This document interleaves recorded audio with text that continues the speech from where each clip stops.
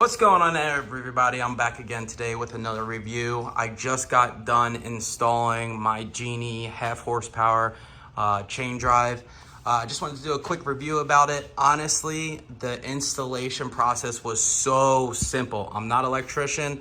I'm not an installer. I'm not a handyman. I'm just a normal guy. It was super straightforward. It only took me 2 hours to do everything from start to finish.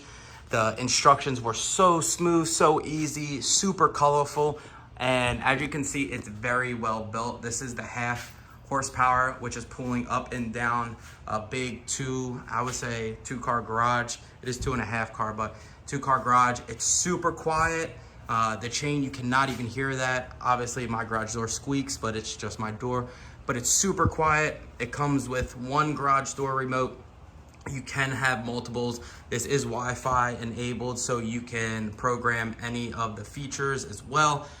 But again, super highly recommended. Even a half horsepower for a 2-car garage gets the job done. Hope you all like this. See you around.